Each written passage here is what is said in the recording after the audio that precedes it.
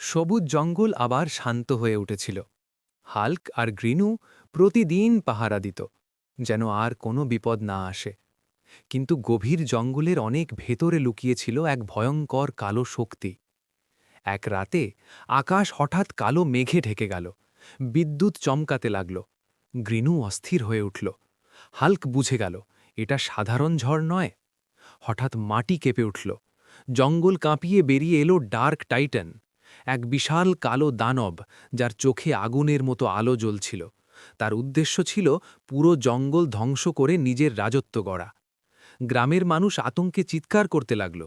Hulk সঙ্গে সঙ্গে গ্রিনুকে নিয়ে দৌড়ে গেল। ডার্ক টাইটান বিশাল পাথর ছুঁড়ে গ্রাম ভাঙতে শুরু করল। হাল্ক ঝাঁপিয়ে পড়ে পাথরগুলো আকাশেই থামিয়ে দিল। গ্রিনু দ্রুত গ্রামের বাচ্চা আর বুড়োদের নিরাপদ জায়গায় নিয়ে যেতে লাগল। তারপর শুরু হলো ভয়ঙ্কর যুদ্ধ।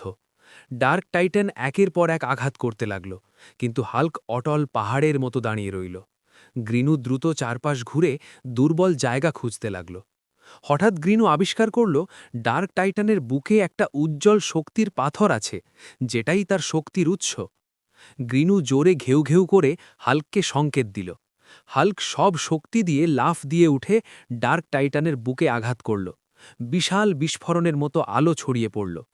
এক মুহূর্তের মধ্যেই কালো শক্তি মিলিয়ে গেল। ডার্ক টাইটান ধুলো হয়ে বাতাসে উড়ে গেল।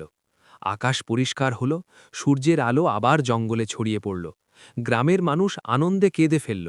সবাই হাল্ক আর গ্রিনুকে বীরের মতো সম্মান দিল। সেদিন থেকে হাল্ক আর গ্রিনু শুধু জঙ্গলের নয়, পুরো এলাকার চিরন্তন রক্ষক হয়ে গেল। Green dog green.